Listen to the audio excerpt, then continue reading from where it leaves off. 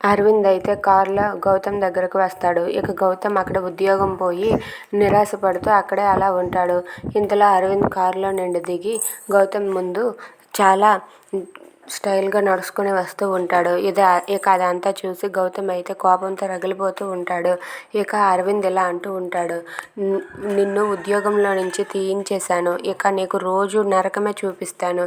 రోజు రోజుకి టార్చర్ అనుభవించేలా చేస్తానని చెప్పి అరవింద్ అంటాడు. ఆ మాటకి గౌతమ్ అయితే అరవింద్ కాలర్ పట్టుకొని ఎందుకు ఇలా చేసావు అని చెప్పి అడుగుతూ ఉంటాడు. దానికి అరవింద్ అయితే, నువ్వు మర్యాదగా ఇప్పుడు కాలర్ కానీ వదలకపోయావనుకో పరిణామాలు ఎలా ఉంటాయో నీకే తెలుసు అని చెప్పి అరవింద్ అంటాడు. దానికి గౌతమ్ అయితే వెంటనే అరవింద్ కాలర్ వదిలేసి అలా మౌనంగా చూస్తూ ఉండిపోతాడు.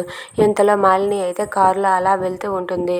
వెళ్తూ ఉండగా వాళ్ళకి పిల్లలు పుట్టే అవకాశం లేదు అని ఆలోచనలో పడి అలా కార్ని డ్రైవ్ చేస్తూ ఉంటుంది. ఇక మాలిని ఏమైందో తెలియక అక్కడ ఉన్న చెట్టుకైతే గుద్దేస్తుంది. If you like this video please subscribe.